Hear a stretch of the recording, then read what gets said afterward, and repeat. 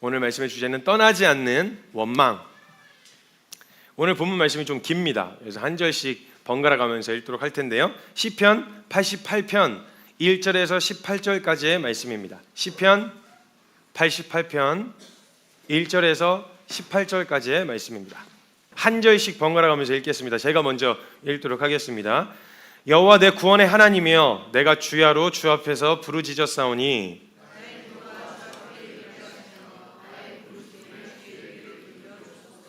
물은 나의 영혼에는 재난이 가득하며 나의 생명은 수월에 가까웠사오니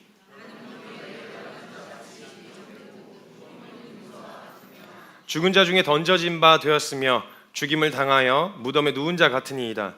주께서 그들을 다시 기억하지 아니하시니 그들은 주의 손에서 끊어진 자니이다.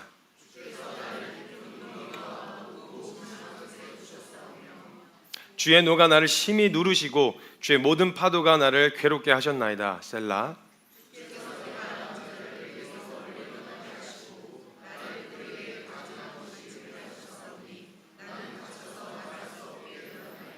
곤란으로 말미암아 내 눈이 쇠하였나이다. 여호와여, 내가 매일 주를 부르며 주를 향하여 나의 두 손을 들었나이다.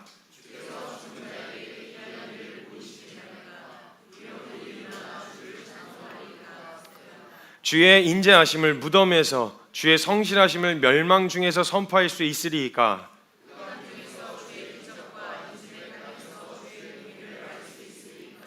여호와여, 오직 내가 주께 부르짖었사오니 아침에 나의 기도가 주의 앞에 이르리이다.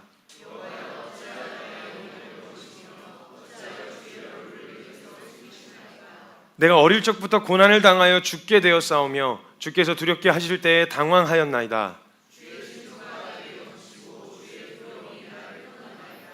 이런 일이 물같이 종일 나를 애우며 함께 나를 둘러쌌나이다. 주는 내게서 사랑하는 자와 친구를 멀리 떠나게 하시며 내가 아는 자를 흑암에 두셨나이다. 아멘. 읽어내려가면서 1절부터 18절까지의 말씀을 보면요, 감동이 되거나 도전이 되거나 은혜가 되는 말씀 구절이 보이질 않습니다. 이게 시편 88편이 되게 재밌는 성경이에요. 재밌는 챕터인데요, 이게 뭔가 이렇게 도전이 되고, 야, 하나님 앞에서 이런 믿음으로 살아야지 라고 하는 어떤 방향이나 이런 가이드를 제시하지 않고 있어요. 그냥 원망으로 시작했다 원망으로 끝납니다. 성경에 왜 이런 말씀을 두셨을까 하는 생각이 드는 거예요. 그것도 시편에서 하나님을 막 찬양하고 예배하고, 특히 다윗의 시편 같은 경우는 도망자일 때 썼던 시들이 굉장히 깊이 있는 영적인 시들을 많이 써놔서 그 안에 있는 시들을 보면 그 흑암 중에서, 동굴 속에서, 그 쫓기는 중에서, 생명의 위협을 느끼는 사이에서 그때에도 나를 지키시는 하나님, 나를 붙드시는 하나님, 이 하나님을 막 찬양하고 예배하는 이런 고백들이 담겨 있어서 우리 마음에 도전을 주고, 그래 우리도 이렇게 믿어야지. 때로는 이게 너무 갭이 크게 느껴져가지고 난 저렇게 살 수 있을까, 이런 우리 안에 도전을 주고 자극을 주는 그런 고백들이 대체적으로 많이 적혀 있는데, 그런데 희한하게 이 시편 88편 같은 경우는 이걸 왜 이렇게 놨지 이걸? 이런 생각이 들어요. 처음부터 끝까지 뭔가 하나님에 대한 반응이 드라마틱하게 이렇게 역동적으로 다 바뀌어서 하나님 앞에 온전한 태도로 전심으로 서는 것 같아 보이는 그런 모습이 보이질 않고 끝난다는 거예요. 이때 재밌는 시편이에요. 시편을 읽어가는 중에 조금 당황스럽기도 하고, 이게 왜 시편에 기록되어 있을까 싶은 성경 중에 하나인 거죠. 처음에 기도문을 열어요. 주야로 주 앞에서 부르짖는다고, 기도한다고 이야기를 하고 있단 말이에요. 그리고 자신의 귀에 귀를 기울여 달라고 얘기를 한 다음에, 사실 따지고 보면 하나님 어디 있냐 이거예요. 하나님 어디 있어? 그러니까 완전 그냥 내용만 보면 불신에 대한 내용이란 말이에요. 근데 뭔가 지금 되게 힘든 상황인 건 미루어 짐작해 볼 수 있겠죠.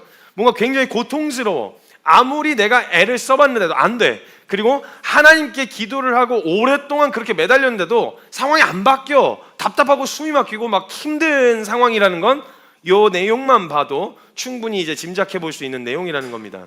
근데 결론까지, 1절부터 18절까지의 결론까지를 보면 그 어느 것도 하나님에 대한 신뢰로 바뀌는 구절이 없어요. 그러니까 하나님 어디 계십니까? 하나님 나의 상황을 이렇게 만들어 버리셨습니까? 하고 원망만 하는 것 같아요. 그리고 나서 사실은 죄송해요, 그래도 주님 믿을게요, 뭐 이런 회개나 돌이킴 이런 게 없어요. 그냥 어렵다, 힘들다, 원망으로 시작해서 원망으로 끝난다는 거예요. 자신의 처지에 대한 한탄이 담겨 있는 거죠. 도대체 왜 이런 기도문을 기도 같지도 않은 기도문을 왜 성경에다 기록해 놨을까 싶은 거예요. 근데 여기서 중요하게 보셔야 될 게 있는데요, 여기서 중요하게 확인해야 되는 포인트는 기도, 무슨 기도를 했는지에 대한 기도의 내용이 중요한 게 아닙니다. 여기선 어떤 기도를 하나님 앞에 올려드렸냐에 대한 기도의 내용이 중요한 게 아니에요. 1절에서 이야기하는 것이 주 앞에서 주 야로 부르짖었다고 이야기해요. 주 앞에서 주 야로 부르짖었다. 그러니까 이 원망을 가지고 누구에게로 나아갔냐는 것이 중요한 거예요. 내 안에 해결할 수 없는 답답함과 수많은 어려움들이 찾아 들어와 있어요. 이건 재밌게도요, 어린 나이에서부터 사람들마다 수준이나 아니면 농도가 조금 다르다고 생각되어질 수 있겠지만 각자 어린아이는 어린아이대로 답답한 게 있어요. 원하는 걸 안 사주는 엄마에 대한 원망 등, 뭐 아이들은 막 갖고 싶은데 가질 수 없는 것에 대한 답답함, 놀고 싶은데 더 못 놀게 하는, 먹고 싶은데 먹지 못하게 하는, 이런 것도 그 아이들에게는 충분히 답답함이에요. 충분한 어려움이라는 거죠. 이걸 비교할 게 아니에요. 그게 뭐가 어려워, 그게 뭐가 힘들어 라고 이야기할 수 있는데, 한 번은 어떤 이제 아이들 하는 이렇게 복음 이렇게 훈련시키는 어떤 이렇게 그런 프로그램이 있었어요. 거기 가서 이제 얘기를 들었는데, 어떤 애가 막 울면서 하나님 앞에 자기가 뭘 드려야 될까 막 이렇게 고민하면서, 내가 내려놓지 못하는 게 뭐지? 하나님 앞에서 초등학생들이 내가 하나님 앞에 내려놓지 못하는 거 뭐지? 이러면서 막 얘기하는데, 막 얘기하다가 정확하게 이름은 기억 안 나는데, 주님 앞에 제 뽀삐를 내려놓기로 했습니다. 강아지 이름이었어요. 강아지 이름. 강아지. 근데 그 친구는 자신의 전부를 내어놓는 것 같은 고통이 있는 거예요. 그 아이에게는. 그러니까 아예 수준하고 뭐 이런 게 상대적으로 비교할 게 아니라 각 사람이 처한 환경에서 자기가 느끼는 어려움이 제일 어렵다니까요. 늘 말씀드리잖아요. 남자들 군대 갔다 오면 지가 나라 다 지켰다고. 자기가 나라 다 지켰어요. 그냥 가만 보면 제일 힘들었고 제일 어려웠단 말이죠. 어찌됐건 그렇게 각 나름대로 주관적인 어려움 앞에 놓여져 있는데, 이 원망을 가지고 누구 앞에 있느냐는 거예요. 이 원망을 가지고 누구 앞에 서 있냐는 거예요. 근데 이 시편의 저자는 1절부터 18절까지의 내용은 하나님을 신뢰한다, 혹은 하나님이 우리에게 가르쳐 주셨던 기도의 내용이 있잖아요. 먼저 그의 나라와 의를 구하라 라고 이야기하셨던 이 기도의 내용과는 완전히 상반되는 것 같은 기도문을 나열하고 있는데, 희한하게 시편에 기록되어 있고 믿음으로 하나님 앞에 찬양과 예배를 올려드렸던 찬양들 사이에 껴있단 말이죠. 근데 여기서 중요한 포인트는 뭐냐? 그 이후에 늘어났었던 원망 섞인 하나님을 향한 불평, 불만, 이 내용이 중요한 게 아니라 그걸 어디 가서 이야기했냐? 주 앞에서 주 야로 하나님 앞에 구했다는 거예요. 이게 중요한 포인트라는 거예요. 여기선 우리가 이해하는 보통 기도 있어요. 우리가 하나님 앞에 어떻게 반응해야 되는지에 대한 기준이 있단 말이에요. 올고즘 있잖아요. 하나님 앞에서 기도할 때는 그래, 항상 그래도 어떻게 기도했어도, 하나님 앞에 어려움을 가지고 토로하면서 기도했어도 결론은 이렇게 내려야 돼. 하나님, 그래도 전 하나님을 신뢰합니다. 하나님, 전 그래도 하나님 앞에 이걸 올바로 서겠다고 하는 기도의 표본이 있단 말이죠. 우리의 믿음도 마찬가지예요. 그런 상황에 놓여졌을 때, 그런 상황에, 제가 말이 좀 빠릅니까? 천천히 할게요. 그런 상황에 우리가 놓여졌을 때 우리가 반응해야 되는 올곧은 기준이 있어요. 근데 지금 시편 88편의 이 시편 기자는 누군지는 모르겠지만, 이 기자는 그 올곧음하고는 어긋나요. 어떻게 누가 주변에서 그렇게 보면은, 너 하나님 앞에서 어떻게 그럴 수 있어? 너 하나님 앞에서 그거 안 들어줬다고 어떻게 투정을 부리고 원망을 늘어놓을 수 있어? 그 불신이야? 이렇게 이야기를 들을 수도 있는 상황이란 말이죠. 우리가 이해하는 기도, 그리고 우리가 알고 있는 표본, 믿음의 표본은 올곧음이에요. 올곧아야 돼요. 흔들리지 않아야 돼요. 그래서 그 상황에도 흔들리지 않는 믿음을 달라고 구해야 되는 게 기도의 표본이라고 생각하고 있단 말이에요. 근데 난 지금 휘청거리고 있습니다. 난 지금 흔들리고 있습니다. 난 지금 너무 어렵습니다. 나 까딱하면 죽겠습니다. 나 정말 답답합니다. 나 정말 힘들어요. 하나님 어디 계세요? 안 느껴져요.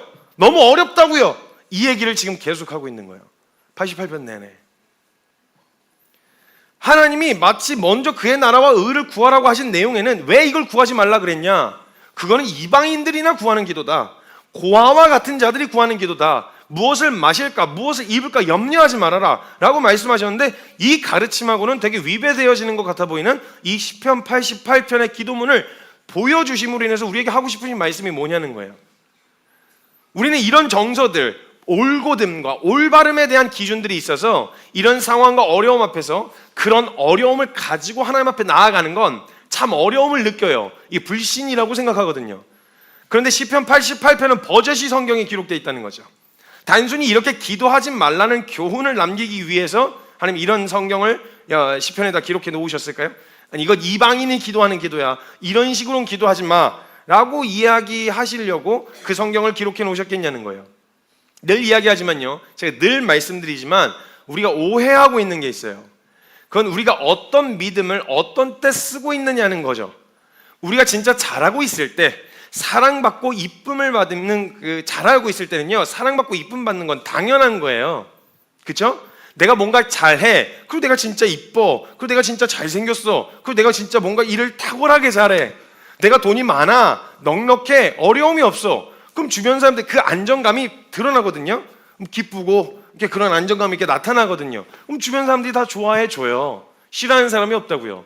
그러니까 내가 그런 사랑받을 만한 것들을 갖추게 되어졌을 때 받는 인정과 사랑은 은혜가 아니고 당연한 겁니다. 그건 받을만 해서 받는 거예요. 그러니까 그런 잘하고 있을 때 나 잘하고 있으니까, 나 지금 상태 괜찮으니까, 나 믿음 좋아, 이렇게 해석하는 게 굉장히 큰 오해라는 거예요. 믿음은 진짜 언제 써야 믿음이냐면 우리가 받는 은혜 있잖아요. 이 은혜를 누리려고 쓰는 게 믿음이잖아요. 그럼 은혜는 뭘 이야기하는 거라 그랬어요? 받을 자격이 없는 자에게 거저 주시는 하나님의 일방적인 선물을 은혜라 그랬어요. 그럼 그걸 받으려고 하는 믿음이니까 이 믿음은 언제 쓰여져야 된다는 거예요? 내가 받을 자격이 없다는 걸 깨닫게 됐을 때, 내가 하나님 앞에 설 만한 상태가 아니라는 걸 깨닫게 됐을 때, 이런 꼬라지로 이런 상태로 하나님 앞에 서도 괜찮은가라는 걸 발견했던 그 순간이 믿음을 써야 될 때라는 거죠.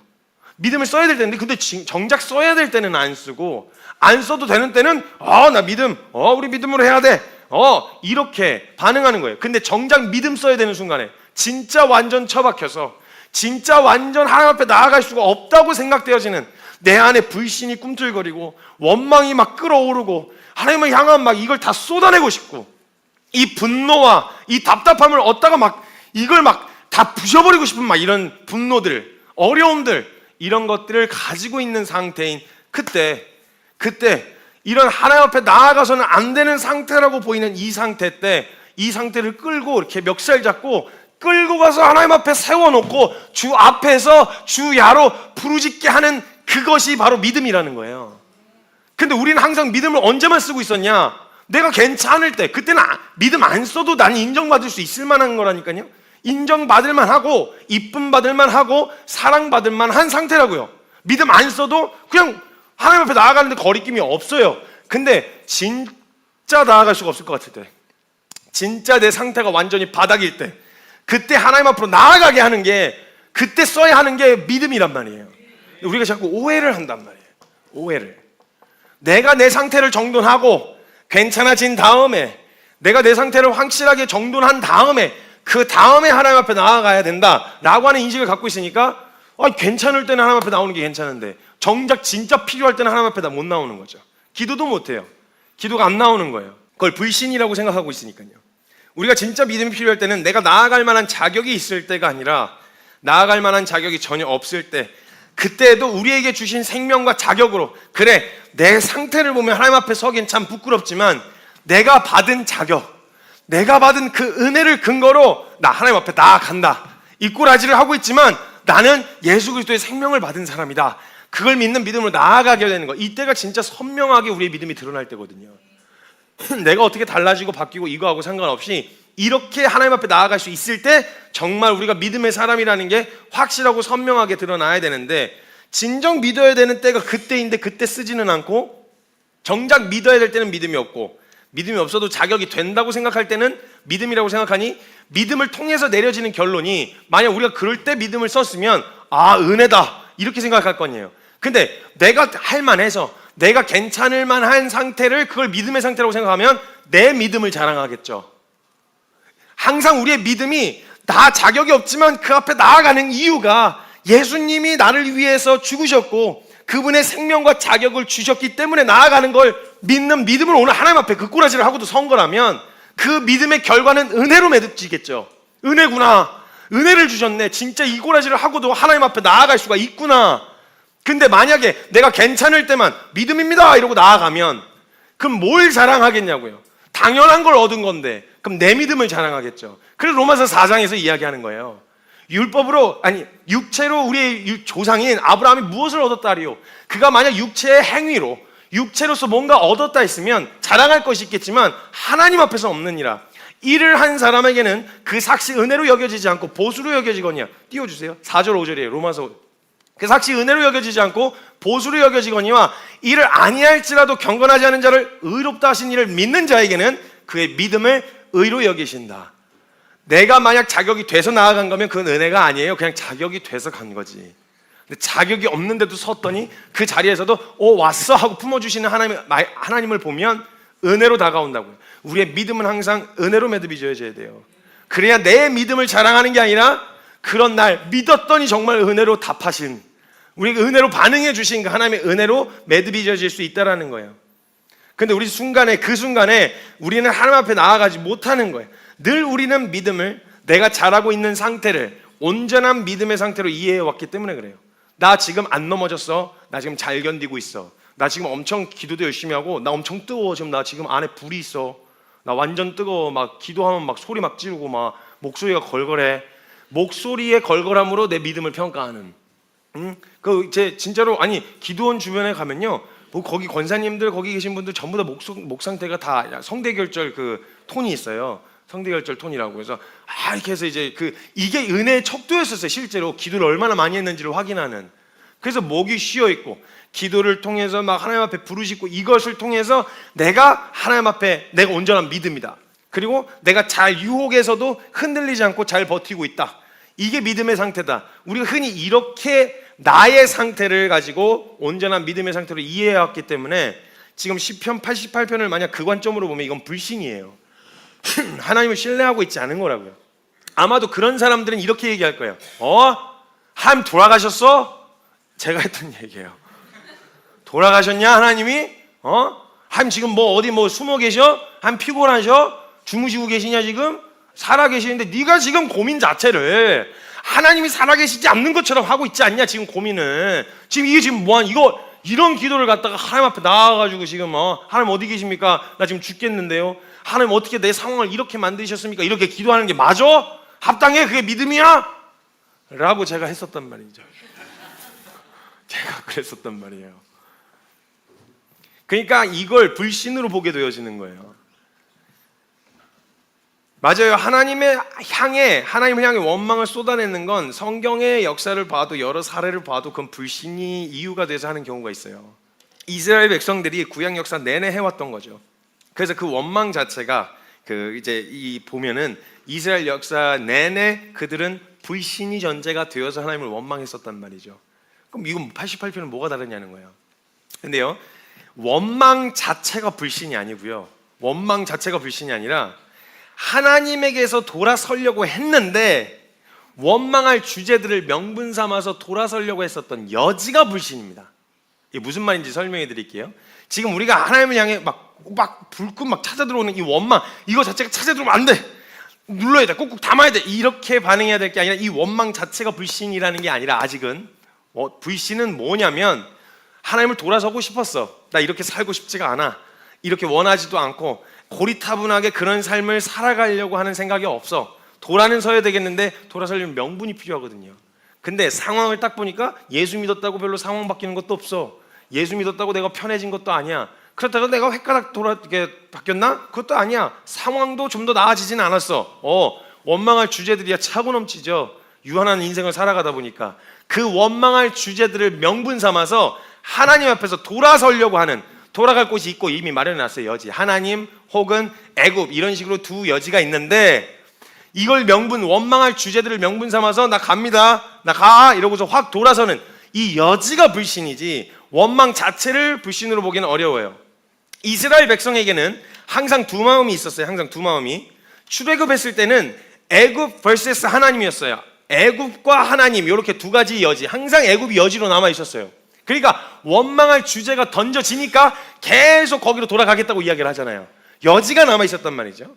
그리고 가나안에 들어가서는 바알과 아세라 대 하나님이었어요.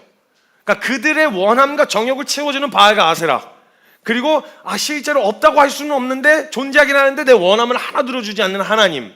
근데 까딱하면 뭔가 불만거리가 찾아서 원망할 거리만 생기면 자꾸 그리로 돌아가려고 하는 이 여지가 남겨져 있었단 말이에요. 여지가. 그러니까 한마디로는 자신의 정욕과 하나님이었죠. 그래서 자신에게 유익이 되는 것을 선택하고 조금이라도 불편하고 원망할 주제들이 생겼다. 거봐요, 이럴 줄 알았어. 안 해. 안 가. 이러고 나서 방향을 확 돌아버리는 돌아설 여지를 항상 남겨놓은 거예요. 이 돌아설 여지가 바로 이게 불신이라는 거예요. 이게. 그래서 구약에서 모세, 여호수아 그리고 사사, 선지자들을 통해서 하나님이 이스라엘에게 계속 요구하신 게 뭔지 아세요? 여지 좀 없애라였어요. 올바라야 된다, 올곧아야 된다가 아니라 여지 좀 없애라. 여지 좀. 자꾸 돌아가. 아차하면 바알과 아세라, 아차하면 애굽, 아차하면 아수르, 아차하면 바벨론. 돌아갈 여지를 항상 남겨놓고 뒤에다 백을 남겨놓은 다음에 조금 찔끔 해보다가 이렇게 언제든지 원망할 거리가 생기면 왜 그걸 이유 삼아서 돌아설. 이 여지 좀 없애라. 이스라엘아, 제발 좀 단마음으로 마음을 좀 정해서 돌아갈 여지를 없애고 나를 좀 볼 수 없겠니? 원래 시작과 어떤 길이든 시작이 어렵고 치열하고 어려운 일이 생기는 건 어쩔 수가 없다. 근데 그걸 명분 삼아서 돌아갈 생각 좀 하지 말고 제발 좀 단마음으로 좀 할 수 없겠냐? 이게 선지자들, 그러니까 출애굽한 이후서부터 계속 이야기하셨던 게 이거였어요. 모세한테도 이스라엘에게 얘기하신 게 뭐였냐? 다른 거 없어. 마음으로 한 마음, 오직 하나님 여호와 한 분만. 제발. 여호수아에게도 너 뭐 다른 신 섬길래? 난 이제 난 그런 거 하고 싶지 않다. 난 여호와만 섬기겠다. 그 이후에 사사들도 똑같았어요. 왕정 시대에서도 선지자들을 통해서 왕들에게, 타락한 왕들에게 했던 얘기가 다 이거였어요. 너희가 마음을 정하고 돌이켜 하나님을 경외하면, 하나님의 말씀을 다시 청종하면, 이게 항상 전제로 깔려 있었고 이걸 이스라엘에게 요구하셨단 말이에요. 그래서 단마음을 이야기하셨다는 거예요. 그럼 아마 여러분 이렇게 생각하실 거예요. 자, 우리 주님 앞에 단마음으로 섭시다. 정말 여지 좀 없애고 주님 앞에 정말 주님만 주목하고 주님께 향한 이 단마음으로, 여지 없는 단마음으로 주님 앞에 서자. 이런 벌써 딱 떠오르는 연상되는 이미지가 벌써 또 이런 이미지이실 거예요. 하나님 그 여지 없는 단마음이 바로 반듯하고 도덕적이며 아주 잘하는 하나님 앞에서 또 여기로 돌아가는 거예요. 또 아까 전에 시작했을 때 얘기한 거 지금 다시 풀어가면서 이야기하는데 단마음으로 섭시다까지 이야기하면 벌써 단마음? 그렇지, 그래, 다시 정신 차리고 주님 앞에 좀 올바라야지, 올고다. 이런 걸로 흔들리면 안 되지. 이런 원망을 또 꾹꾹 눌러, 또 막 꾹 눌러. 이런 패턴으로 계속 돌아간단 말이에요. 그러니까 우리가 항상 성경을 가만 보면 하나님을 향한 단마음을 가졌다고 말하는 사람들을 보면 늘 도덕적이고 올곧으며 멋있었던 게 아니었어요, 여러분. 하나님이 원하셨던 단마음이란 우리가 도덕적으로 올곧고 뭔가 하나님 앞에서 되게 올바른 이것만을 이야기하신 게 아니었다고요. 그건 부수적으로 딸려오는, 이거 정말 중요하지 않은 거예요. 본질하고. 그리고 도덕적으로 살지 말아라 이 얘기는 아니죠. 그 중요한 거 아니에요? 이 생각을 하면 이건 벌써 맞아야 된다는 거예요. 이건 개념 자체가 없다는 거예요. 신앙의 가장 중요한 핵심은 우리가 사회를 살아가면서 도덕적으로 살자는 그런 좋은 교훈이나 덕담 주는 이야기가 아니라고요. 보다 본질적인 이야기를 해야 되는데 항상 그 결과는 도덕적인 거, 이걸 자꾸 요구하고 원한단 말이에요. 우리 패턴이 그렇단 말이에요. 그래서 단마음 하면 벌써 그런 이미지가 또 떠오르는 거예요. 근데 성경을 보세요. 하나님이 그는 나를 전심으로 쫓았다, 그는 나에게 정말 하나님께 올곧았던, 하나님 앞에 정직하게 행했던 사람이었다 라고 평가한 사람들을 보면요, 성경에서 그렇게 도덕적이었거나 올곧았기만 한 사람은 아니었어요. 하나님께서 보신 단마음은 무엇이냐면 여지없이 하나님께 향해 있는 마음을 말하는 거예요. 도덕적이거나 올바르거나 그가 의지가 얼마나 강한 거냐 이게 아니라, 여러분 제발 우리의 신앙을 누리려면 이거부터 교정해야 돼요. 하나님을 향한 단마음이란 하나님을 향한 요거 외에는 돌아갈, 바꿀 마음이 없는 상태. 그러나 그래서 도덕적이냐? 뭐 지금 상태는 꼭 그렇게 보이지는 않아. 여러분, 하나님을 향해서 구원을 얻어 천국에 들어갔던 우평강도 이야기를 제가 자꾸 하는데, 우평강도와 예수님의 대화는 서로 확성기 놓고 마이크 놓고 하신 얘기가 아니었어요. 네?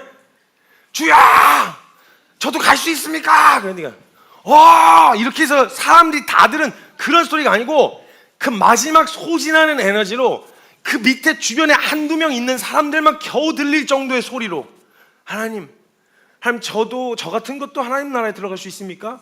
그렇게 구하는, 주님을 향하여 구하는 그 상태인 그 우편 강도에게 예수님이 너가 오늘 나와 함께 낙원에 있을 거야.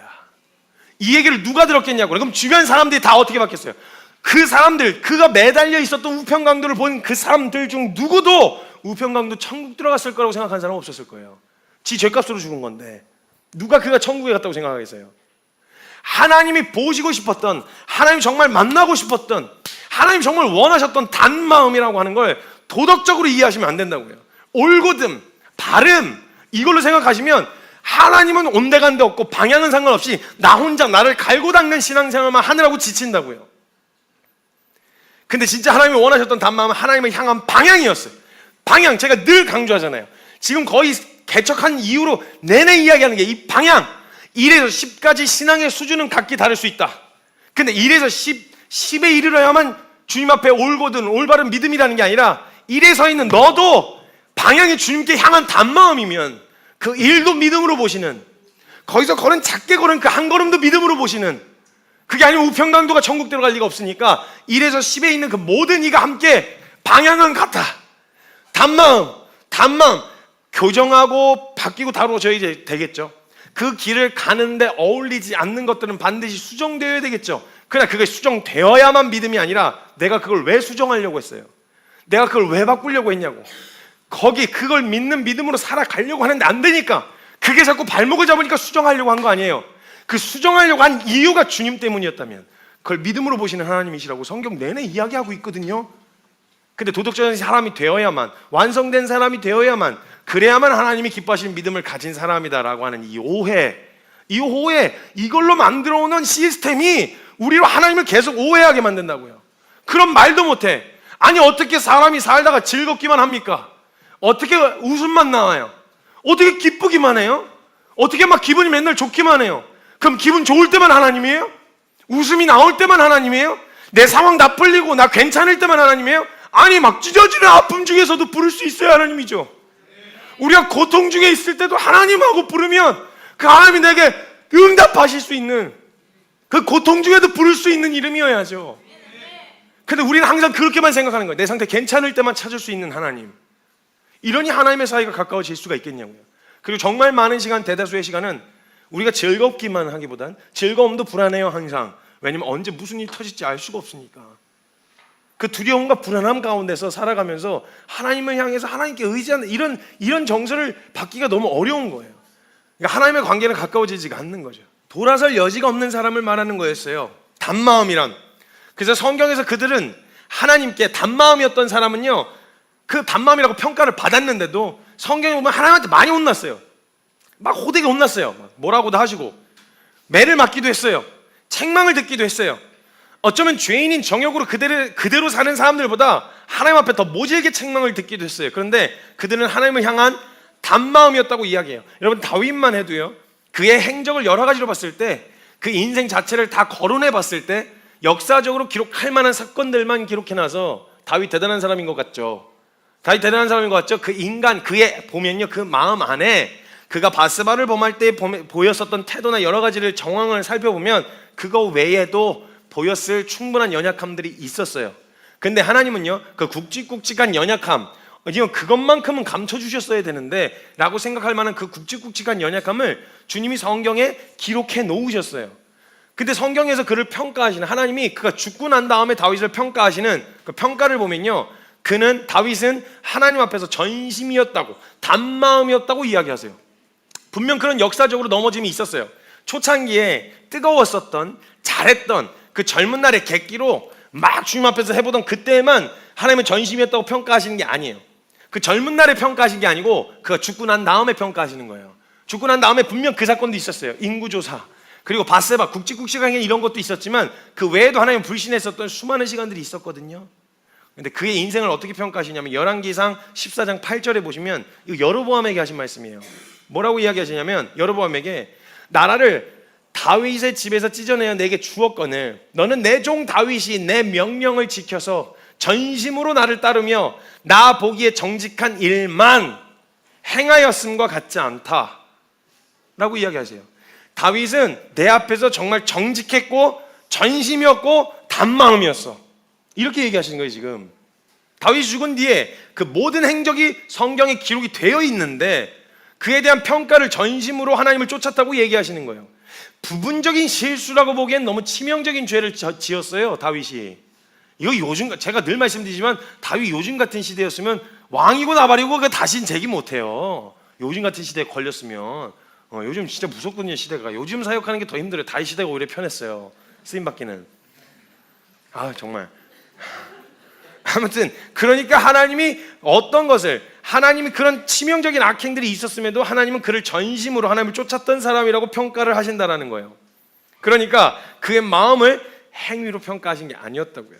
도덕적인 기준으로 평가하신 게 아니었다고요. 그가 전심이었고 단마음이었다라고 평가하신 그 평가는 다윗이 삶을 보면 그 어떤 순간에도 하나님으로부터 돌아설 여지는 없었어요. 분명히 죄를 지었어요. 분명히 연약했다고요. 도덕적으로도 문제가 있었고 여러 가지 어려움들이 있었지만 다윗을 전심으로 평가하신 딱 하나의 이유는 뭐냐? 하나님 외에는 다른 여지가 없었어요. 다른 가능성이 없었다고요. 이걸 전심으로 보신 단 하나의 이유였다는 거예요. 그의 마음을 행위로 평가하시는 게 아니라 그의 삶의 방향을 이야기하시는 거였어요. 하나님께서는요, 하나님의 사람들에게 어떤 상황에 놓여지든지 믿음으로 설 기회를 주세요. 마치 이런 거죠. 여러분, 우리가 안 넘어지고 잘 가면 제일 좋죠. 그것도 믿음이죠. 잘 견디고 치열하게 싸워서 안 넘어지면 제일 좋아요. 그럼 넘어졌다. 그럼 넘어졌어. 너 넘어졌어. 너 그 믿음 아니야. 이게 아니고 하나님은 그 자리에서 다시 한번 믿음을 쓸 수 있는 기회를 주신다고요. 무슨 말이냐면 마치 이런 거예요. 좀 더 쉽게 이야기하면, 여러분, 우리가 신호 위반을 했습니다. 법을 어긴 거죠. 그렇죠? 법을 어겼는데 법은요, 신호 위반을 한 그 사람을 범법자로 만들지 않아요. 다시 한번 법을 지킬 수 있는 기회를 줍니다. 너가 의식하지 못해서 그랬구나. 실수였구나. 너 아직까지는 법을 지킬 마음이 있지. 그래서 뭘 하냐? 과태료를 물게 해요. 그렇죠? 딱지를 문다고요. 그래서 법을 지키면 범법자로 만드는 게 아니라 넌 법을 지킨 사람이다. 그래, 너가 실수했지만, 너가 그걸 그 신호는 위반했지만 너에게 다시 한번 기회를 줘서 그 법을, 너가 지킬 마음이 없는 게 아니라 내가 실수였어요. 그러면 안 걸릴 줄 알고 했어요. 뭐 어떤 의도였든 다시 한번 법을 지킬 수 있도록 방향을 제시해 주는 게 과태료를 무는 거예요. 그럼 그걸 물고 나면 뭐 그게 점수로 벌점이 남는지는 모르겠지만 그 사람은 범법자 취급을 받지 않습니다. 마찬가지 원리예요. 믿음으로 가다가 잘 가면 너무 좋죠. 안 넘어지고 잘 견디면 너무 좋은데 어긋났어요. 그 의도를 가지고 그랬든 아니든 삐끗했어요. 그때 하나님은 다시 한번 기회를 주세요. 진짜 실수였던 자는 방향을 고쳐 잡을 기회를 주시고 믿음을 쓸 수 있는 기회를 주신 거예요. 그리고 정말 엎어져서 작정하고 엎어진 자들에겐 회개할 기회를 주세요. 그때 써야 되는 믿음은 회개라고요. 회개.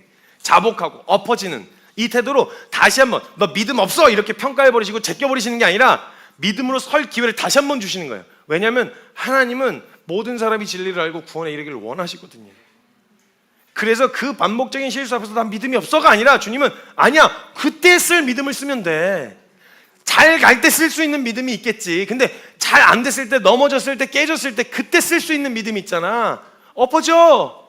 지금 시편 8편의 기자는요, 그가 할 수 있는 상황에서 정말 하나님 앞에 할 수 있는 최선의 믿음을 쓴 거였어요. 정말 최선의 믿음이었어요.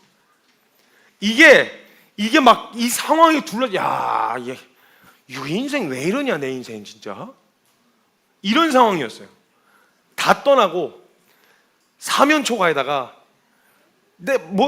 아무것도 내 인생 왜 이런 거지 도대체, 이런 상황이었거든요. 근데 그때 이 시편 기자는 누군가는 그게 하나님에게서 돌아설 여지일 수 있었는데, 여지가 되고 명분이 될 수 있는데, 이 시편 88편을 쓴 기자는 이런 상황 가운데서 할 수 있는 최선의 믿음이 뭘까?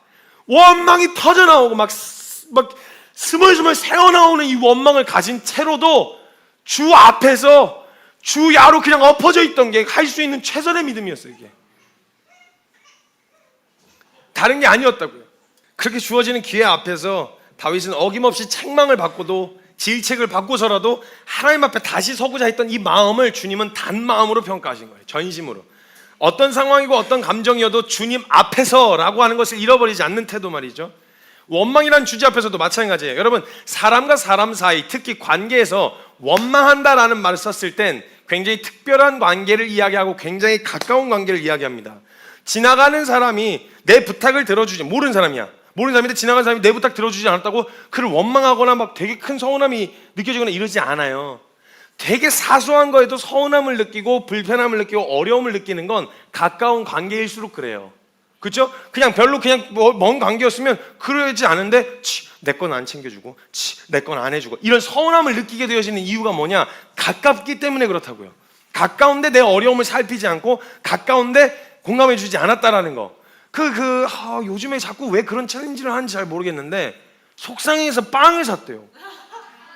속상해서 빵을 샀대요. 속상해서 빵을 샀대요. 저도 처음엔 이걸 챌린지의 내용을 몰랐을 때는 저도 워낙 극감성주의라 안 그러신 것 같지만 저 극감성주의라 저는 속상함에 먼저 꽂혀요.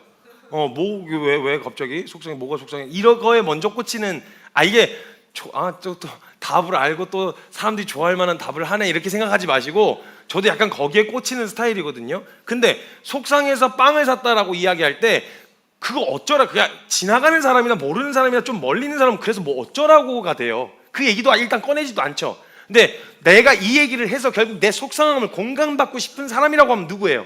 가까운 사람 아니겠어요? 사랑하는 사람, 가장 가까이 있는 사람이 날 공감해주고 날 이해해주고 알아주길 바라는 거, 이거 아니겠어요? 원망이도요 언제 생기냐면 가까운 관계일수록 더 그런 극한 그런 게 나만 내버려 둔 것만 같고 나를 안 도와주는 것 같아서 그런 원망이 생길 때가 있단 말이에요. 그러니까 원망이란 것도 그 원망이 되어지는 대상하고 나하고 상관이 없으면 되어지지 않아요. 원망이 가까운 관계가 아니면. 근데 원망의 대상은 상대의 역할이 내게 그렇게 해줄 거라고 기대할 만한 역할이 있잖아요. 부모, 남편, 아내, 리더 뭐 등등등 뭐 연인 관계, 기대한 기대를 걸 만한 역할을 맡은 관계가 있잖아요. 나에게 있어 누구, 나에게 있어 부모, 나에게 있어 뭐 이렇게 해서 기대할 만한 관계가 있는데 그 역할을 충분히 기대한 만큼 되어주지 않았을 때 서운하고 속상하고 어렵고 원망스러움이 생긴다라는 거예요. 그로 인해 어려움을 겪게 되어질 때 생기죠. 그래서 웬만한 관계에서는 잘 생기지 않아요. 그러니까 원망의 깊이는 관계가 깊었던 만큼 생기게 되어지죠. 그래서 원망이라는 정서는 내게 있어서 상대의 영향력이 큰 대상에게서 내게 있어 그 상대방의 영향력 있잖아요. 나에게 미치는 영향력, 내가 진짜 좋아하는 사람이고 내가 진짜 관심 있는 사람일수록 신경 쓰는 막 자식이든 뭐 누구든 이렇게 할수록 서운함을 크게 느끼는 거죠. 더 어려움을 크게 느끼고 그러니까 그런 영향력이 큰 대상에게서 많이 느껴지게 되어진다는 거예요. 근데 이 원망이라는 건 두 가지의 원망이 있는데요. 하나는 되게 위험한 원망입니다. 돌아설 여지와 길이 있는 채로 하는 원망이에요. 제가 한번 나눈 적이 있어요. 이 원망도요 진짜 위험한 원망이 있는데 돌아설 여지를 남겨놓은 채로, 예를 들면 이런 거죠. 이 사람은 너무 서운해, 너무 가까운데 자꾸 날 아프게, 이 사람하고 관계를 끊을 생각을 가지고 있는 원망. 이런 원망은 굉장히 위험합니다. 여지가 있는 거예요. 가능성이 있을 때 이런 원망은 명분이 됩니다. 돌아설 여지가 된다고요. 그래서 돌아설 여지와 길이 있는 채로 하는 원망은 불안하고 그를 돌아서게 만들 수 있는 명분이 되어져요. 이스라엘 백성들이 광야에서 했던 원망이 이런 원망입니다. 그래서 그렇게 해줄 수 있는 능력이 있는데 내가 원하는 대로 해주지 않았다고 하는 이 원망은 되게 위험한데, 왜냐하면 이 원망 뒤에 곧바로 항상 딸려서 나왔던 게 그 여지 때문에 항상 애굽으로 돌아가자는 말이 같이 나왔거든요. 근데 이런 위험한 원망이 있는데 또 한 가지의 원망이 있습니다. 그건 뭐냐면 앞서 이야기한 것처럼 너무 친밀하고 가까워서 할 수 있는 원망이 있어요. 그래서 할 수 있는 원망이요. 지금도 두려움, 어려움, 아픔이 있어서 이야기하지만 그 어려움과 두려움이 명분이 되어서 돌아설 여지는 없는 거예요. 돌아설 여지는 없어요. 끊어질 관계는 아니야. 어떤 이유로도 그 관계는 틀어질 수 없는 관계에서만 나오는 원망이 있어요. 다른 사람에겐 당연한 게 아닌데 며칠 전에 저희 아들이랑 조시랑 같이 이렇게 놀고 있었어요. 너무 신난 거예요, 아들내미가. 그래갖고 막 나가가지고 잠바도 땀 뻘뻘 흘리는데 이 추운 날 밖에 나가려고 하는데 잠바 입어 이렇게 얘기했어요. 그랬더니 말을 안 들으면서 신발을 갈아 신으면서 아빠가 갖다 주세요 그러는 거예요. 그래서 아니야 네가 갖다 입어 그랬어요. 왜 그랬는지 모르겠는데 그냥 갖다 주면 되는데 왜 그걸 그랬는지 모르겠는데 뭐 내가 교육을 하려고 했던 의도도 아니었던 건 갖다 입어 그랬더니 갖다 주세요. 그냥 갖다 주세요 막 이러길래 갖다가 입어 그랬더니 신발을 신고 들어가려고 하는 거예요. 신발 갈아 신고 가서 올라가서 잠바 갈아입어 이랬더니 얘가 이러면서 계속 계단 올라가는 내내 잠바도 안 갖다 주고 잠바도 안 갖다 주고 잠바도 안 갖다 주고 계속 이러는 거예요. 근데 사실 다른 사람이 저한테 그렇게 이야기하면 서운할 일이 아니잖아요. 혹시 잠바 좀 갖다 줄 수 있어요? 나 안 될 것 같은데? 오케이. 이렇게 하고 끝날 일이잖아요. 근데 거기에 서운함을 느꼈던 이유는 뭐예요? 아빠는 해줬으면 좋겠고 그런 걸 들어줬으면 좋겠고 이렇게 해주고 싶은 그 마음이, 이건 투정이지만, 사실은 투정에 불과하지만 가까우니까 그 관계에게 그걸 해줬으면 좋겠는 바람과 원함이 있어서 나오는 원망이라고요. 투정. 이런 반응이 나오는 거예요. 근데 관계가 아예 없이 그냥 돌아갈 여지를 남겨놓은 관계는 애굽으로 돌아가자는 소리가 나오지만, 이런 안전한 관계에 있는 원망은요, 너무 친밀하고 가까워서 할 수 있는 원망이에요. 그 제가 그걸 가지고 너 어떻게 나한테 그럴 수 있어? 이러면서 제가 막 관계를 끊거나 네가 왜 나한테 그런 걸 요구하냐 이렇게 막 합리적으로 따져 묻지 않았어요. 충분히 그런 걸 원하고 요구할 수도 있는 관계라고 생각을 했거든요. 제 아들하고. 그렇죠? 그런 것처럼 이런 원망이 있는데, 이런 원망이 성경에서도 기록되어 있는 원망이 하나 있어요. 예수님이 겟세마네와 십자가에서 하셨던 원망이에요. 엘리 라마 사박다니, 하나님 왜 날 버리십니까? 하나님 하실 수 있거든, 이걸 좀 옮겨주시면 안 되겠습니까? 이거 꼭 해야 되겠습니까? 엘리 라마 사박다니는 정말 절절하게 하셨어요. 엘리 라마 사박다니, 하나님 왜 날 외면하시고 왜 날 버리십니까? 라고 했던 원망이에요. 그런 대상이라고 생각해서 찾아오는 원망이 있는 거예요. 근데 재밌게도 관계에서도 그런 특별한 관계라고 생각해서 갖게 되어지는 원망, 서운함, 어려움들이 있는데, 재밌는 게 뭔지 아세요? 마음을 딱 접어버리잖아요. 원망이 안 생겨요. 원망이 안 생겨요. 화도 안 나요. 마음을 딱 접어버리면 돌아설 여지가 있어서 방향을 갈팡질팡 돌아서 말아 이럴 때는 막 서운함 느끼고 이걸 명분 삼기도 하고 이러거든요. 딱 방향 바꾸잖아요. 원망이 안 생겨요. 어렵지도 않아요. 불신 그 자체로 결론을 내버렸으니까. 하나님 없는데 거기다 원망할 이유가 뭐 있겠어요? 내가 그 방향을 그렇게 잡기로 결정을 했는데. 그런 서운함, 원망 이런 게 생기지도 않아요. 화도 나지 않고 원망스러움도 더 이상 생기지 않는 거죠. 아무런 관계가 없어지는 거예요. 이건 그냥 관계가 끊어진 거예요. 끊어진 거. 이 안전한 관계 안에 있는 원망의 주제들을 통해서 하나님 앞에서 주야로 그 앞에 나와 있는 건 상황에 대한 속상함, 또 충분히 해결해 주실 수 있는 하나님이 왜 날 그 상황에서부터 빼주시지 않는지, 왜 해결해 주시지 않는 서운함 들 수 있어요. 이건 들 수 있단 말이에요. 여러 가지 마음들이 복합적으로 있겠지만, 한 가지 중요한 사실은 이 사람이 그 원망할 만한 주제들을 가지고 어딜 갔냐? 하나님 앞에 갔다는 거예요. 하나님 앞에 가서 엎어져 가지고 얼마나 울부짖었겠어요. 힘든 만큼 울부짖지 않았겠어요? 하나님 앞에서 그때도 어떻게든 반듯해 보려고, 하나님 앞에서 경건하고 깨끗하고 멋있어야 되니까 어떻게든 눈물도 그냥 흘리면 안 돼. 그냥 깔끔하게 울어야 돼. 깔끔하게 막 터져 나오듯이 나오면 안 돼. 그러니까 이렇게 흡수하게, 종이 휴지가 눈물을 흡수하도록 이렇게 살짝, 절대 흐트러짐 없이 하나님 앞에 서야 되는 이런 게 어디 있어요? 이렇게 반응하기가 나 너무 힘들 것 같아요. 진짜 신앙생활 밖에서도 그렇게 살아야 돼.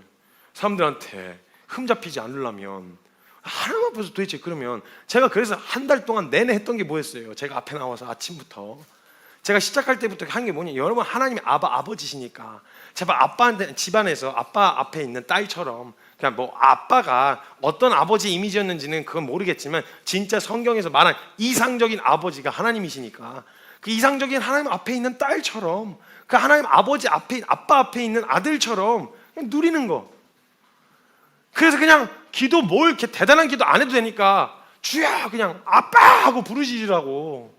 제발 좀 체면 좀 차리지 마시고 그 앞에서 그냥 부르짖으시라고.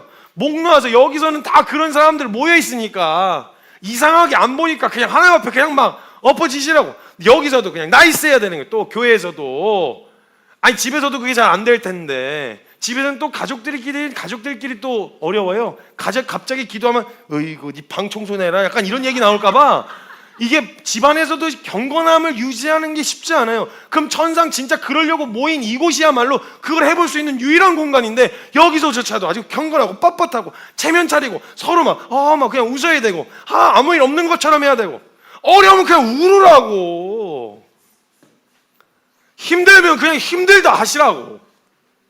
그래서 주변 사람들이 그거 알고 좀 와서 기도라도 하게. 이걸 갖다 하나님 앞에서도, 성도들 앞에서도 서로가 힘들다 말을 못하고, 이게 답답하고 뭔지 모르겠는데 아직 해결이 안 되는 그 말을 뭐 아무 어디 가서도 할 수가 없으니 그거 하나님 앞에 토로할 수 있는 부를 수 있는, 그때라도 부를 수 있는 이름이 있는 게 유일하게 우리가 누릴 수 있는 세상과 다름 중에 하나인데 그걸 못하고 있으니 그 얼마나 답답하고 힘드시냐고, 신앙생활이. 그래서 제가 혹시라도 나 그렇게 하고 싶은데 혼자 그 목욕탕에서 넥타이 메고 있는 것처럼 나 혼자 그러면 이상하게 보일까봐 제가 앞에서 난리를 쳤잖아요. 막 아버지 막 할 테니까 기도하고 싶은 사람 기도하세요. 울고 싶으면 울으라고, 바닥을 뒹굴고 싶으면 뒹구시라고. 제가 그래서 그렇게 한 달 동안 내내 했던 거잖아요. 물론 지금 평안하신 상태라면 괜찮아요. 안 하셔도 돼요.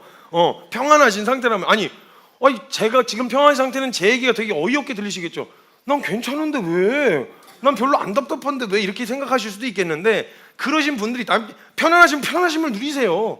누리면 되는데 그렇지 않을 때가 문제인 거잖아요. 그 하나님 아버지를 부르라고 왔는데 여기서도 이렇게 막 나이스하게 그냥 편안하게 등에 칼 꼽힐까봐, 서로 비난할까봐, 그런 것 좀 제발. 진짜 그런 기미가 조금이라도 보인다, 얄짤 없어요. 진짜 그냥 얄짤 없어요. 성도님들 얄짤 없어요. 막 인생에 선후배고 뭐고 없어요. 이런 건 그냥 뭐 그거 빌미 삼아서 서로 뒤에서 칼 꽂고 그거 갖고 막 서로 손가락질하고 비난을 명분 삼는 이야기 조금이라도 들렸다, 그날로 얄짤 없어요. 예배고 뭐고 그냥 없어요. 그런 건 예배로 드려질 수도 없는 거예요. 그런 태도로는 예배고 뭐고 없어요. 그냥 바로 그냥 문 닫아버릴 거예요. 그냥 그런 얘기 들리기만 하면. 아예 그런 거 하려고 또 와가지고 작정하고 교회 문 닫게 하려고 이제 작정하고 그렇게 하는 거는 그 사람이 맞아야죠. 그냥 아주 그냥 막 그냥 밟든지 뭘 하든지 해야 되는데, 그런 거 말고 진짜 그냥 세상에서 하는 것처럼 비난하고 깎아내리고 이런 거, 이거 그냥 안 넘어갈 거예요. 이거는 이게 하나님 앞에서 터져나올 수 있는 공간이어야 돼요. 그 성전이라고요. 한나처럼 이상해 보이지 않아야 된다고요. 하나님 앞에 나오는 게. 물론 엘리 제사장이 한나의 기도를 술주정으로 봤어요. 무슨 상관이에요? 한나는 그 속상함을 가지고 어디 앞에 나아갔어요? 하나님 앞에서 주야로 그냥 구했단 말이에요. 부르짖었다고. 하나님, 내 신음을 좀 들어주십시오. 왜 나만 이럽니까? 하나님, 왜 나만 이런 상황이 터진 거예요? 내 신음을 좀 들어주세요. 이 안전한 관계 안에 있는 원망은 어떤 전제를 깔려 있는지 쉽게 풀어서 설명해 드릴게요. 항상 이 문장을 쓰세요. 기도하실 때. 그리고 원망하셔도 된다고, 하나님을. 이런 기도예요. 하나님, 나 진짜 화나고 나 진짜 속상하고 나 진짜 어렵고 진짜 답답한데 나 이걸로 하나님을 떠날 생각은 없어요. 나 이걸로 하나님을 떠날 생각은 없어요. 근데 그냥 화가 난다고. 내가 어렵다고, 지금 내가 답답하다고, 이게 안 된다고. 근데 하나님, 중간중간에 섞으셔야 돼요. 자꾸 헷갈려서 이제 이상한 데로 갈 수도 있으니까 중간중간에 섞으셔야 돼요. 계속. 근데 하나님, 다시 이야기하지만 난 이걸로 주님 떠날 생각은 없어요. 근데 아파요. 근데 하나님 힘들어요. 근데 쉽지 않아요. 근데 하나님, 이걸로 주님을 떠날 생각은 없어요. 근데 아파요. 근데 힘들어요. 근데 어려워요. 그래도 하나님, 난 주님 이걸로 안 떠나요. 근데 힘들어요. 근데 아파요. 근데 답답해요.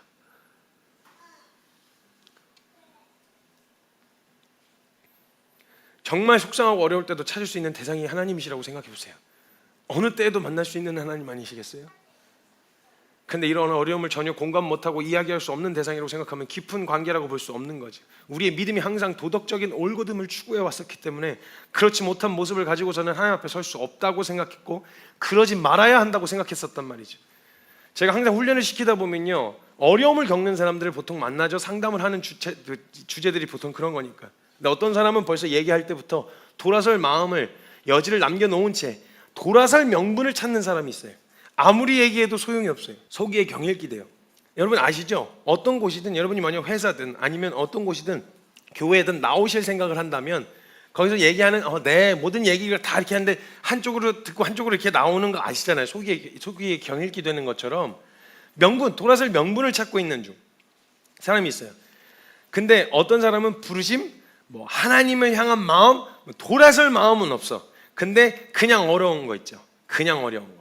그 어려움들로 돌아서고자 하는 마음은 전혀 없지만 그런 상황에 두시는 하나님 앞에 서운하고 이렇게 힘든데 어떻게 해야 돼요? 이런 상담을 하는 사람이 있어요. 근데 제가 정말 딱 한 1년 전까지만 해도 제가 그런 상담과 그런 질문에 믿음과 태도의 문제라고 지적을 했었거든요.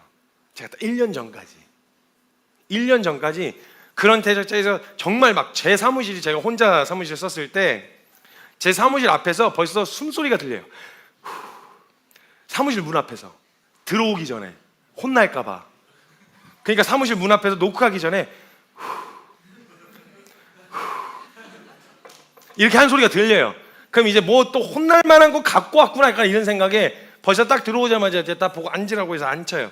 뭐 얘기해봐, 무슨 일 때문에 그래, 이렇게 얘기를 하면 뭐 이런저런 일 때문에 힘들어요, 어려워요, 이렇게 얘기하면 제가 항상 했던 얘기가 뭐냐면, 내가 그래서 얘기했잖아. 내가 거기에 필요한 게 뭐라 그랬어? 뭐 챙기고 다니라 그랬어? 내가 두 가지 놓고 다니지 말아야 되는 거, 개념과 싸가지고 꼭 챙기고 다니라고 내가 얘기했어, 안 했어? 이거랑 막 믿음의 태도, 막 여지를 두지 말라 했잖아, 막 이러면서 제가 엄청 모질게 막 몰아붙였거든요. 제가 많이 모질게 몰아붙였어요. 근데 제가 이 다리 아장 나오고 나서 주님이 곧 딱 그 분기점이에요. 아마 여러분 설교 이렇게 1년치 한번 보시면 설교의 방향이 어느 기점부터 바뀌는지를 보시면 아마 딱 그 기점이에요. 너 받은 복이 뭐냐? 내가 너에게 준 선물이 뭐야? 다른 게 아니라 사형 뭐 이런 거 아니고 주변에 허락하신 성도들과 사람들 아니냐? 너 어떻게 되고 이걸 하는데, 제가 나중에는 어떤 일이 있었냐면 그 얘기를 한 번은 제가 막 말을 하다가 듣는 입장을 듣는데, 그런 싸움을, 돌아설 마음은 없는데 그 어려움을 붙들고 싸우려고 하는 이야기를 한번 듣고 보니까 너무 미안한 거예요. 제가 너무너무 미안한 거예요. 내가 왜 그렇게 얘기했지? 돌아설 마음이 없었는데, 물론 돌아설 마음이 있고 여지가 있으면 단호하게 잠가줘야죠. 얘기는 해줘야 되겠지만 갈 사람, 갈 마음을 가지고 있었는데 내가 왜 그랬지? 이게 너무 막 미안해지는 거예요. 너무 모질게 이야기한 것 때문에. 근데 하나님이 제가 그렇게 들어서 그랬어요. 저도 그게 맞다고 생각하고 하도 털리면서 배워가지고 저도 그렇게 해야 되는 줄 알았어요. 정말 이런 상황들과 내 신앙의 수준과 이해력으로는 도저히 이해가 되지 않고 해석이 안 되는 그런 어려움들이 복합적으로 나를 힘들게 하고 어렵게 하는 거죠. 만약에 우리가 결론을 내려야 하는 것이, 당장의 상황에서 흔들리지 않는 사람으로서 그래, 내가 이런 상황이지만 주님을 더 믿는 믿음으로 돌파하리라, 이런 믿음을 써야 되는, 이런 결론을 내리라는 말이 아니라, 오늘 우리가 내려야 되는 결론은 하나님과 관계에서의 결론을 내리라는 거예요. 하나님이 이것 때문에 어려움을 느끼고 지금 다 휘청휘청하고는 있는데요, 이걸로 하나님과의 관계에는 문제가 안 생겨요. 이걸로 돌아설 여지가 있는 건 아니에요. 이걸로 하나님을 떠나진 않아요 라고 하는 도장에, 그 관계에 대한 확실한 결론만 찍는 걸 말하는 거지, 내 상태에서 나 여기서 흔들리지 말아야 돼, 나 여지 없애고 나 그냥 저쪽으로 가다가 그냥 확 돌파하고 그냥 막 뛰어넘어야 돼, 이런 결론을 내리라는 말이 아니었다고요. 속상하고 서운할 때가 있지만 그것도 어디까지나 하나님에 대한 기대가 있었기 때문이지, 그런 상황 때문에 주님을 따라가고 말고 결정될 문제는 아니라는 거예요. 시편 88편의 기도는 마치 원망으로 시작해서 원망으로 끝나는 것 같지만, 하나님에게서는 돌아설 마음이 전혀 보이지 않는 안전한 관계 안에서 이거 거기다 토로할 데가 없어 하나님 앞에 나온 한나와 같은 사람이 쓴 시였어요. 한나와 같았던 사람. 이게 마치 이런 마음인 거죠. 시편 88편이 이야기하는 결론은 내 힘으로 해볼 수 없는 그때의 하나님 앞에 그 은혜를 구하기 위해 나아갔다는 거예요. 믿어야 할 때 믿으러 하나님 앞에 나아갔다는 거예요. 그 믿음이 우리로 은혜의 결론 앞에 서게 한다는 거죠. 히브리서 4장 16절 말씀에 보면, 그러므로 우리는 긍휼하심을 받고 때를 따라 돕는 은혜를 얻기 위하여 은혜의 보좌 앞에 담대히 나아갈 것이니라. 상황이 너무 절망스럽고 마치 내버려진 것 같은, 그렇다고 뭐 이렇게 다 완전히 내동댕이 쳐진 것 같은데 그렇다고 뭘 어떻게 하겠다는 건 아니에요. 그 모든 상황을 들고 하나님 앞에 있었다는 거예요. 사랑하는 성도님들, 우리가 살아가는 현실 참 녹록지 않으실 텐데, 여러분 주님 앞에 계십니까 지금? 정말 주님 앞에 계세요? 그 어려움 붙들고 한숨만 쉬는 게 아니라 하나님 앞에 서서 이 한나처럼 막 그냥 힘들다고라도 그걸 토로하러 그냥 나와서 부르짖고 계십니까? 내 기도 좀 들어달라고, 나를 좀 살펴달라고 구하고 계시냐는 거예요. 진짜 기도하고 계시냐고요. 기도할 만한 상태, 영적 상태가 되어야 기도하는 게 아니고요, 이때에도 기도할 수 있는 거예요. 여러분, 진짜 믿어야 할 때 믿는 것, 정말 기도해야 할 때 기도하는 것, 이것이 믿음으로 살아가는 사람들의 특권인데 그 특권을 쓰고 계시냐고요. 이 특권을 가진 사람답게 와서 우셔야죠. 와서 우셔야죠. 와서 부르짖으셔야죠. 하나님 앞에 한나처럼 그래야 하나님이 하신 줄 알죠. 하나님 앞에 나와서 기도라고 보기는 어려운 기도로 나아가는 이 시편의 기자처럼 뭘 어쩌겠다는 건 아니야. 하나님, 나 이걸로 뭐 주님 떠나겠다, 주님에게서 멀어지겠다, 나 다른 데로 가겠다, 이런 건 아니야. 뭐 상황에 따라 교회도 옮기고 상황에 따라 관계도 뭐 바뀔 수 있고 이렇겠지만, 그렇다고 해서 주님을 떠나겠다는 건 아니야. 내가 근데 어렵다고, 근데 힘들다고, 근데 치열하다고, 이걸 가지고 하나님 앞에 토로하여 나올 수 있는, 그 정말 그 믿음을 잘 누리고 계시는 사람이라고 생각합니다. 그 믿음의 특권 우리 함께 좀 쓸 수 있었으면 좋겠습니다. 그렇게 나와 하나님 앞에 엎어진 자를 품으시는 은혜를 경험하려면 나오셔야 돼요. 부르짖으러 하나님 앞에 서셔야 돼요. 간구하라. 그냥 힘들다고 해도 되니까 상관없으니까 그냥 나오셔서 주님 앞에 서야 된다는 거예요. 그런 상황에 피하시면 안 돼요. 절절하게 목 놓아 하나님 앞에 나아가셔야 된다는 거예요. 그때 주님 정말 따뜻한, 정말 아버지 하나님을 만나게 되실 거라고 저는 믿어요. 이 시간에 같이 좀 기도합시다. 어떨 때는 어떤 장소는, 또 어떤 곳은 어떤 상태로만 갈 수 있는 데가 있어요. 뭐 드레스 코드가 있다든지 어떤 복장을 갖춰야만 갈 수 있는 곳이 있고, 어떤 곳은 이 정도 재력이 돼야 갈 수 있는 곳이 있고, 어떤 데는 이 정도의 외모가 돼야 가는 곳이 있고, 어떤 데는 이런 사람들만 갈 수 있는, 그러니까 어떤 공간과 장소에 자격이 요구되어지고 갖춰야 하는 것들이 필요해요. 어디든 마찬가지 아니겠어요? 근데 유일하게 정말 세상과 다른 기준을 가지고 있는 교회에서는 그 어떤 자격도 요구하지 않아요. 어떤 자격도 요구하지 않아요. 그 말은 하나님 앞에 나아가는 데에 있어서만큼은 어떤 자격도 필요하지 않다라는 거예요. 그러니까 상태, 내가 가지고 있는 뭐 능력, 내가 가지고 있는 무엇, 이런 걸로 하나님 앞에 나아가는 게 아니라는 거예요. 그러니까 지금 있는 상태 그대로 하나님 앞에 설 수 있게 허락하셨다는 건데, 그거 누리고 계시냐고요. 이 교회라는 공간이, 또 이곳이 그런 곳인데 하나님 앞에 그냥 뭐 결론을 내려야 되는 반듯한 믿음의 결론을 내리기 위해서가 아니라, 오면 막 그런 도덕적으로 잘 살아야 하는 이런 부담과 압박을 느끼는 곳이 아니라, 하나님 앞에서 진짜 그냥 목 놓아 내 상태를 그냥 그대로 이야기할 수 있는 그런 편안함, 하나님 앞에서 편안한 마음이 있으시냐고요. 마음 편히 울 곳, 마음 편히 막 그냥 이 화와 답답함을 토로할 곳 있으시냐고요.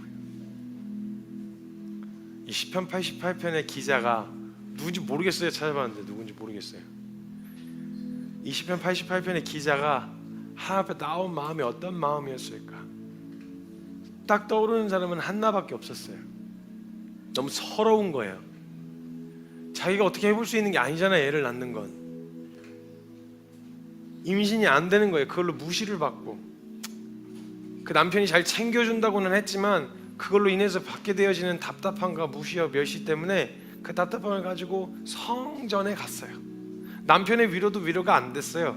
그래서 그냥 성전에 가서 그냥 술주정처럼 보이는 것처럼 기도를 한 거예요. 뭐라고 기도문도 정확하게 들리지 않고 그냥 하고 그냥 막 하나님 앞에 그냥 부르짖고 그냥 뭐라고 중얼거리고 있었던 거예요. 누구는 그럴 수도 있어요. 중언부언하지 마라. 기도를 하는데 중언부언하지 말라고. 막 얼버무리고 말끝을 흐리고 이렇게 무슨 기도하는지 모르게 이렇게 하지 말라는 말이거든요. 누구는 그렇게 신앙의 기준을 가지고 제시할 수 있겠지만, 저는요 진짜 정말 믿음 있는 사람은요, 내 상태가 어떠하든지 예수 그리스도가 이루신 일을 믿는 그 자격으로 하나님 앞에 나아가 그 앞에서 그렇게 구했다는 것 자체가, 전 이건 엄청난 믿음이라고 생각해요. 하나님 앞에 섭시다. 지금 상태가 어떠하든지 상관없이 우리 하나님 앞에 좀 섭시다. 하나님 앞에 서서 하나님 나 이래요. 하나님 내가 아프다고요. 잊지 마셔야 돼요, 여러분. 그렇다고 내가 떠날 건 아닌데, 그렇다고 뭘 어쩌자는 건 아닌데, 그냥 아프다고요. 그냥 힘들다고요. 그냥 어렵다고요. 그냥 속상하다고요. 그냥 그렇다고요. 그래야 다 알아요. 성경에서 용서해야 된다는 거, 그리고 사랑해야 된다는 거, 알아요. 아는데 안 하겠다는 게 아니에요. 근데 그냥 좀 힘들다고요. 사역자가 말씀을 전하는 사람이 그렇게 살아야 되는 거 알아요. 알아, 맞다고. 그래서 나도 그렇게 살려고 치열하니까 안 할 거 아니야. 어떻게든 그렇게 살 거야. 어떤 일이 있어도 내가 받은 은혜 때문에 하나님을 떠날 일은 없어요. 그때 그냥 힘들다고요. 그냥 어렵다고요. 그래서 그런 거예요. 근데 그거 갖고 어디다 얘기할 데가 없어서 그냥 주님 앞에 온 거라고요. 이렇게 그냥 완성된 기도문이 아니어도 여러분의 있는 마음 그대로를 가지고 그냥 주님 앞에 나아갈 수 있는, 예수님의 자격으로 그냥 그 앞에 설 수 있는, 예수님이 하셨던 원망처럼 하나님 왜 날 버리세요? 왜 날 안 보세요? 왜 내 기도는 듣고 계세요? 날 지금 보고 계시나요? 이걸 그냥 예수님처럼이라도 구할 수 있는, 우리 그냥 그렇게 좀 편안하게 주님 앞에 좀 나아갔으면 좋겠어요. 이제 같이 기도하실 때 여러분 마음을 담아서 그렇게 기도하기 원하시는 분들 그냥 잠잠하게 한숨을 쉬듯 그냥 그렇게 기도하기 원하시는 분들 그렇게 기도하셔도 되고요. 그냥 하나님 왜 나를 이렇게 내버려 두세요? 내 기도는 듣고 계신가요?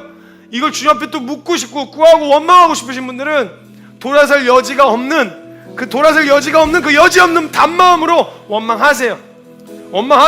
왜냐면 그 어려움을 공감 못하실 분이 아니라 그러셨어요. 시험을 받아 고난을 당하셨은즉 시험 받는 자들 도우실 수 있다고 하셨어요. 그러니까 하나님 앞에 원망합시다. 돌아서진 않을 원망 있잖아요. 하나님을 떠날 수는 없는 원망. 하나님 제 기도 좀 들어주세요. 좀 제 마음 좀 들어주세요. 우리 그런 마음으로 주님 앞에 기도하며 나아갈 때 우리 사랑하는 주님의 이름, 우리가 하나님 앞에 나아가 우리의 기도를 들어달라고 구할 그 주님의 이름 간절하게 한 번만 크게 부르짖고 우리 동성으로 함께 기도하며 나아갑니다. 주여!